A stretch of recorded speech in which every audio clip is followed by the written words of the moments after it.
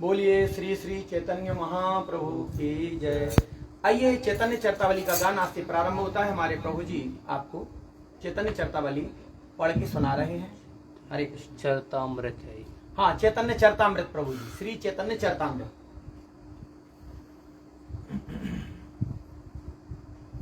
वाञ्छाकल्पतरुभ्यश्च कृपा सिन्धुभ्येव च पतितानां पावनेभ्यो वैष्णवेभ्यो नमो नमः। मैं आप सभी वैष्णवजनों के चरणों में साष्टांग प्रणाम करता हूँ। आप सब मुझे कृपा पूर्वक आशीर्वाद दें। चित्त मेरा शुद्ध हो जाए, मेरा मन भगवान के चरणों में लग जाए। आप सब ऐसी कृपा करके मुझे आशीर्वाद दें। जय जय श्री राधे। ओम नमां विष्णुपादाय कृष्णपृष्ठाय भूतले श्रीमते राधा गोविंद गोस्वामीति नाम्ने। नमस्ते प्रभुपादिये देवं गौरवाणी प्रचारिणे निर्विशेषा शून्यवादी ग्राम जन निस्तारिणे। ओम अज्ञानतिमिरान्धस्य ज्ञानाञ्जनशलाकया चक्षुरुन्मीलितं येन तस्मै श्रीगुरुवे नमः। श्रीचैतन्यमनोभीष्टं स्थापितं येन भूतले सोऽयं रूपं कदा मह्यं ददाति स्वपदान्तिकम्। वन्देऽहं श्रीगुरो श्रीयुतपदकमलं श्रीगुरून् वैष्णवांश्च श्रीरूपं साग्रजातं सहगण रघुनाथान्वितं तं सजीवं साद्वैतं सावधूतं परिजनसहितं कृष्णचैतन्यदेवं श्रीराधा कृष्णपादान् सहगण ललिता श्रीविशाखान्वितांश्च। नमो महावदान्य कृष्ण प्रेम प्रदायते कृष्णाय कृष्ण चैतन्य नामने गौरत्विषे नमः। हे कृष्ण करुणा सिंधो दीनबंधो जगत्पते गोपेश गोपिका कांत श्री राधा कांत नमोस्तुते। तप्त कांचन गौरांगी श्री राधे वृंदावनेश्वरी वृषभानुसुते देवी प्रणमामि हरिप्रियै। वाञ्छाकल्पतरुभ्यश्च कृपा सिन्धुभ्येव च पतितानां पावनेभ्यो वैष्णवेभ्यो नमो नमः। जय श्री कृष्ण चैतन्य प्रभो नित्यानंद श्री अद्वैत गदाधर श्रीवासादि गौर भक्त वृंदा। सब बोलेंगे प्रेम से। हरे कृष्णा कृष्णा कृष्णा हरे हरे हरे राम राम राम हरे हरे। बोलिए श्री वृंदावन बिहारी लाल की जय। बोलिए भगवान श्री कृष्ण चैतन्य महाप्रभु की जय। बोलिए श्री सद्गुरुदेव भगवान की जय। जय जय श्री राधे श्याम। हरि बोल।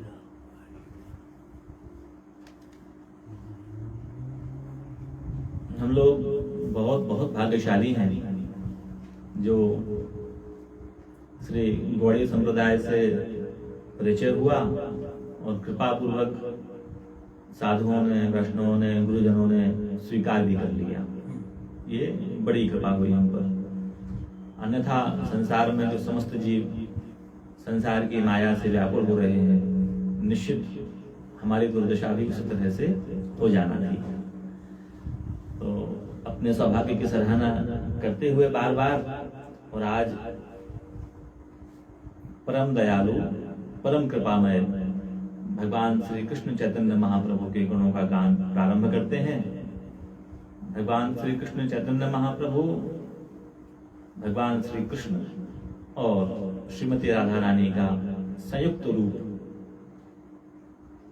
अतः भगवान अब जाकर परिपूर्ण अवतार में अवतरित हुए हैं। भगवान श्री कृष्ण चैतन्य महाप्रभु का आने का जो परम उद्देश्य था वह था कि द्वापर काल में जब वे देख रहे थे कि उनके प्रियजन, उनके भक्तजन, जैसे कि ब्रज के गोपियां, यहाँ तक कि श्रीमती राधा रानी भी बड़ा ही आनंद में निमग्न रह रही थी। वे बड़ा ही उन्हें सुख मिल रहा था। वे रो रही हैं, वे विरह में हा कृष्ण, हा गोविंद, हा नाथ, हा मुरारी ऐसे कह के पुकार रही हैं। फिर कभी पूछा जाए उनको कि गोपी तुम कैसी हो, गोप तुम कैसे हो, हे प्रियतमा, हे प्रियाजू आप कैसी हैं, उनका उत्तर होता था कि इससे अधिक सुख और जीवन में कोई और हो ही नहीं सकता है। तब जब उनकी आंखों से अविरल अश्रुधारा प्रभावित हो रही है, देखने वाले लोग समझ सकते थे कि अरे ये तो बहुत दुखी हो रही है, लेकिन वो प्रेमोन्माद में तृप्त थी, हमेशा तृप्त थी। तो भगवान श्री कृष्ण भी आश्चर्य कर रहे थे कि क्या सुख ये पा रही हैं ऐसा कि जिससे ये कहती हैं कि हमें सबसे अधिक सुख अब प्राप्त है, अब मैं बहुत सुखी हूँ। ये तो रो रही हैं अभी, और फिर भी ये कहती हैं हम बहुत सुखी हैं। तो ये भाव तो बिना प्रेम किए पाना मुश्किल था। श्री ठाकुर जी भी असमर्थ थे वो रस जानने के लिए। द्वापर युग में कृष्ण अवतार में श्री कृष्ण भी इस परम आनंद का अनुभव नहीं कर पाए थे। तब उन्होंने विचार किया कि मैं तो सामर्थ्यवान हूँ और मैं अब आगे कुछ काल के बाद में संयुक्त रूप से अवतरित होऊंगा।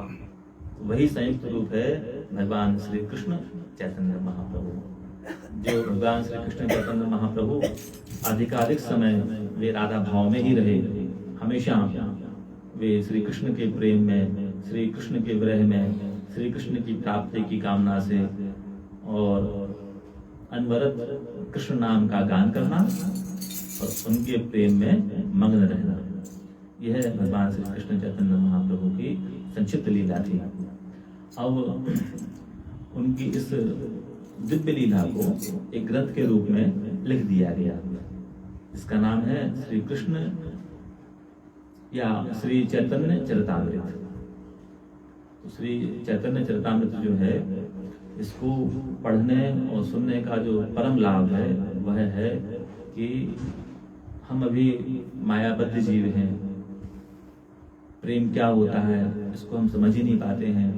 हमें लगता है कि माँ से प्रेम करना प्रेम है, पुत्र से प्रेम करना प्रेम है, पत्नी से प्रेम करना प्रेम है, संसार से प्रेम करना प्रेम है, संसार के जो समस्त वस्तुएं हैं उनसे प्रेम करना प्रेम है।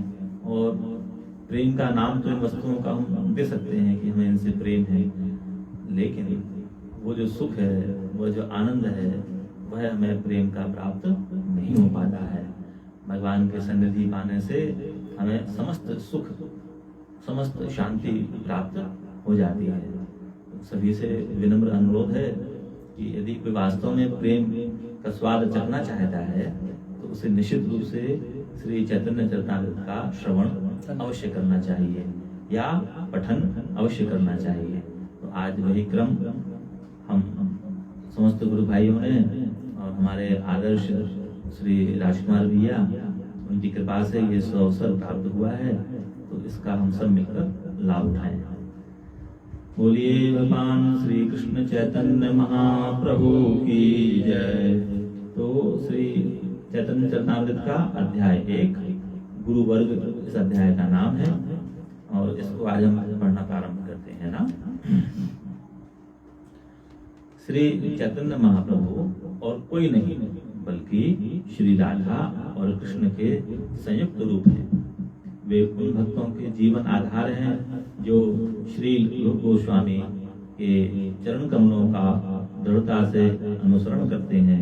श्री स्वरूप दामोदर गोस्वामी प्रारंभिक जीवन में विश्वंभर नाम से प्रख्यात भगवान श्री कृष्ण चैतन्य महाप्रभु के सर्वाधिक विश्वास पात्र सेवक थे। श्री रूप गोस्वामी तथा श्री सनातन गोस्वामी श्री स्वरूप दामोदर गोस्वामी के 2 प्रधान अनुयायी हैं। श्री रूप गोस्वामी के प्रत्यक्ष शिष्य श्री रघुनाथ दास गोस्वामी थे। श्री चैतन्य चरितामृत के लेखक श्री कृष्णदास कविराज गोस्वामी श्री रूप गोस्वामी तथा श्री रघुनाथ दास गोस्वामी के प्रत्यक्ष शिष्य हैं। श्री कृष्णदास कविराज गोस्वामी के प्रत्यक्ष शिष्य श्री नरोत्तम दास ठाकुर थे, जिन्होंने श्री विश्वनाथ चक्रवर्ती को अपना सेवक बनाया।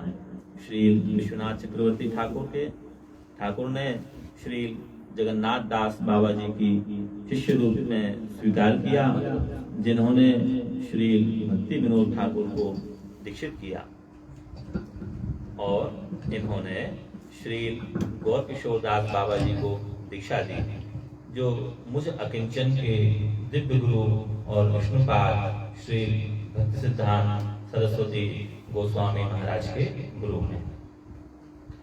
यहाँ तक के पाठ में हमने जाना है कि ये जो कि ग्रंथ के रचयिता हैं श्री कृष्णदास कविराज गोस्वामी जी, इनकी गुरु परंपरा कहाँ से और कैसे प्रारंभ हो गई है।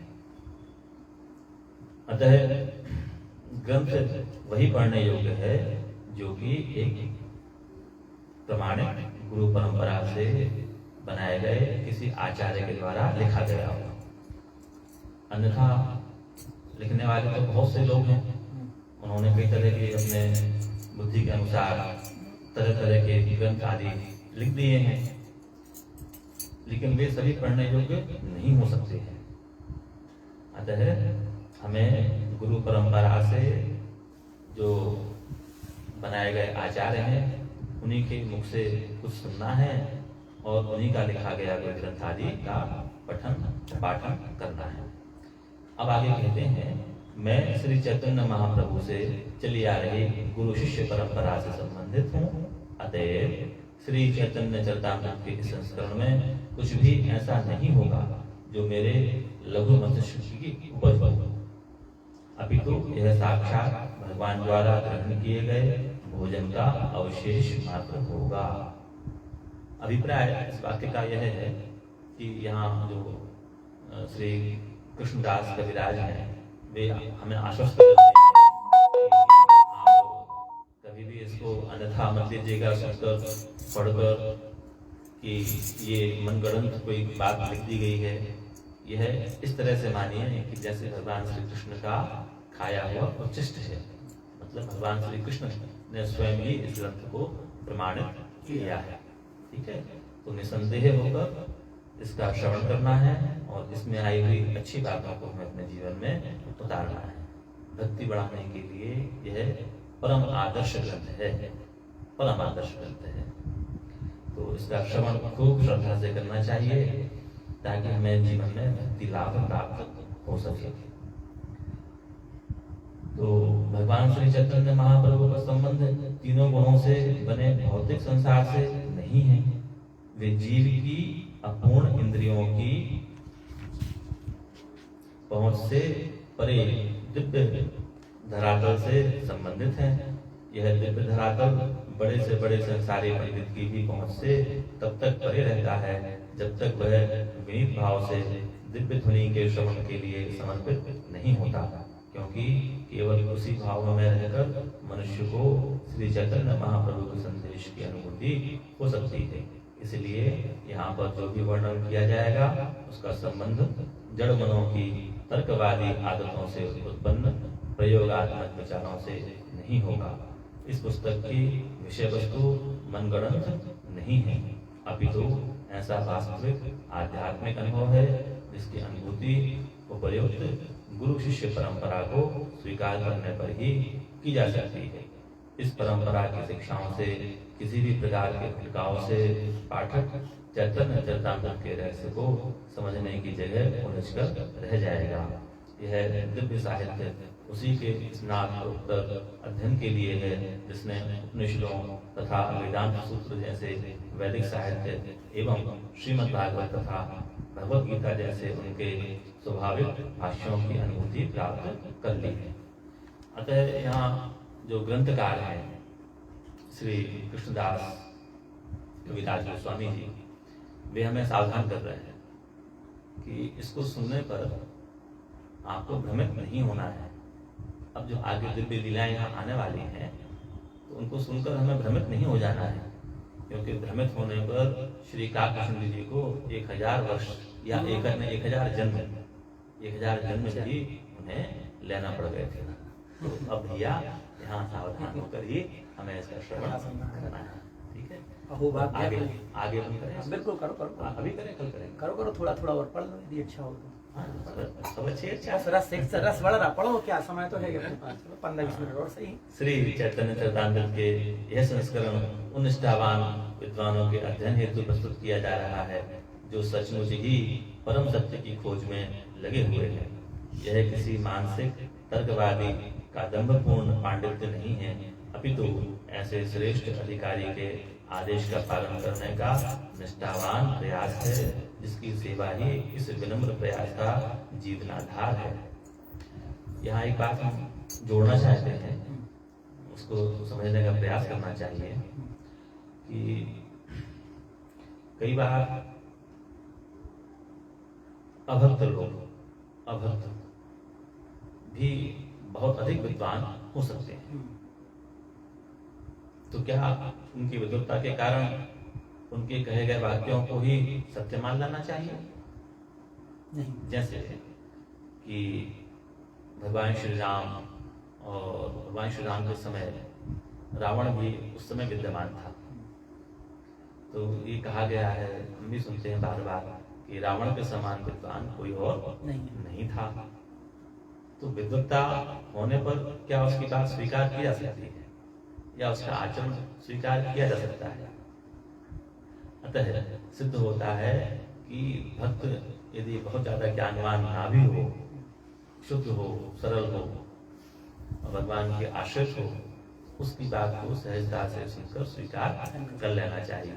रावण जैसे विद्वान जो अपने समान का उस समय कोई विद्वान था ही नहीं, वो यदि कोई बात कहें तो उनकी बात को हमें स्वीकार नहीं करना है। कई बार हम देखते हैं कि अन्य मत पंथ के लोग कई तरह के तर्क देकर और अपने को श्रेष्ठ सिद्ध करने की कोशिश करते रहते हैं। ठीक है, विद्वान हो आप हो, विद्वत्ता एक अलग विषय है और भक्ति भगवत आश्रय भक्त एकदम भिन्न है, एकदम भिन्न है। ठीक है, तो विद्वत्ता पर ध्यान ना देकर भगवान की शरणागति प्राप्त करने का और भगवान से प्रेम करने का अभ्यास हमें जीवन में करना चाहिए, क्योंकि वही एकमात्र सार्थक है। जीवन का जो सार है वह भगवान को अपना बना लेना और भगवान के बन जाना। ठीक है, यही जीवन का सार है। और ये जो ग्रंथ है सबसे सरल साधन जो मनुष्य कर सकता है उसी के बारे में हम सबको बताने वाला है। सबसे सरल साधन तो कई तरह के हैं भगवान को प्राप्त करने के। अश्वमेध यज्ञ करो, आसु यज्ञ करो, सोम यज्ञ करो। सामर्थ्य दी है, आप चक्रवर्ती सम्राट हैं, आप अंबानी या अडानी हैं, तब तो ये यज्ञ आप कर सकते हैं, नहीं तो नहीं कर सकते, है ना। और अंबानी अडानी भी तो एक छोटे से देश भारत के ही सबसे धनी व्यक्ति है ना। तो ये जो यज्ञ किए गए हैं बड़े बड़े राजस्व यज्ञ, अश्वमेध यज्ञ। तो ये चक्रवर्ती सम्राट, विश्व पूरा। हाँ चक्रवर्ती, धरती पर जहाँ जहाँ जीवन था और वहाँ तक उनका राज्य, ठीक है। तो ऐसे राजा जो यज्ञ करते थे और वे भी स्वयज्ञ करने के उपरांत इंद्रासन के अधिकारी होते थे। भगवान को कभी प्राप्त वे नहीं कर सकते थे, ठीक है। तो हम तो उतना बड़ा आदमी नहीं है, हम तो बहुत साधारण जीव हैं, हम तो उतना धनवान नहीं है, इतना गुणवान नहीं है, उच्च कुल में हमारा जन्म भी नहीं हुआ है। तो हमारा क्या होगा? आपके लिए श्री कृष्ण श्री चैतन्य चरितामृत के रूप में आ गए हैं, है ना। श्री कृष्ण श्री चैतन्य चरितामृत के रूप में पधार गए हैं। सो इनको अपना लो, सो आपका सर्वस्व आपका प्राप्त हो गया, ठीक है। तो यह प्रामाणिक शास्त्रों की शिक्षाओं से बिल्कुल भी नहीं भटकता। अतः जो कोई भी परंपरा का पालन करता है वह केवल श्रवण विधि से ही इस पुस्तक के सार का साक्षात्कार कर सकेगा। श्री चैतन्य चरितामृत का प्रथम अध्याय संस्कृत के उन 14 श्लोकों से प्रारंभ होता है जिनमें परम सत्य का वर्णन किया गया है। इसके आगे के 3 संस्कृत श्लोकों में वृंदावन के 3 प्रधान अर्चा विग्रहों श्री राधा मदन मोहन, श्री राधा गोविंद देव तथा श्री राधा गोपीनाथ जी का वर्णन हुआ है।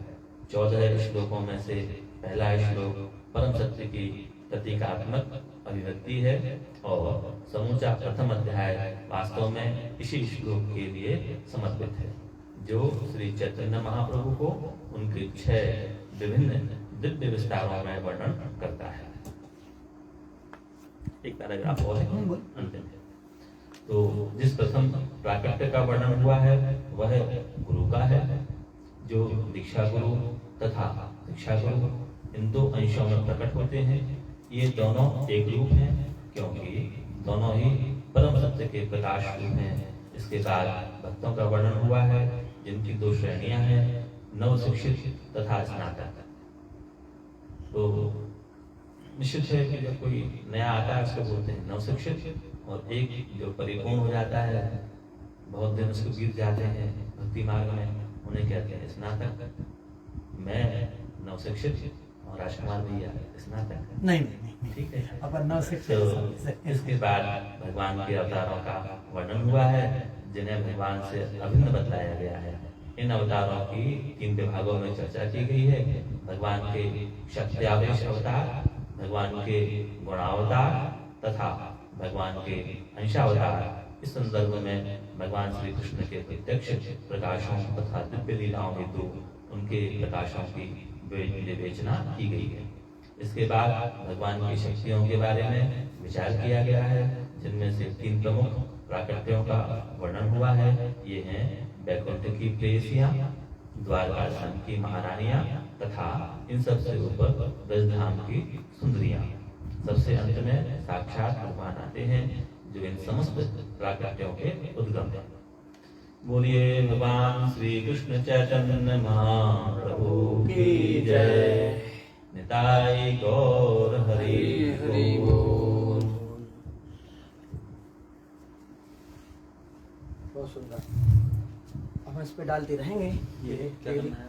हाँ, ये शेयर बटन करना है। हाँ, शेयर बटन फर्स्ट कर। अच्छा, इसको दबाना होता है ना। थोड़ा गड़बड़ हो गया उसमें। ये बोल रहा है किसको करना है, तो अपन को कोई पर्सनल तो करना ही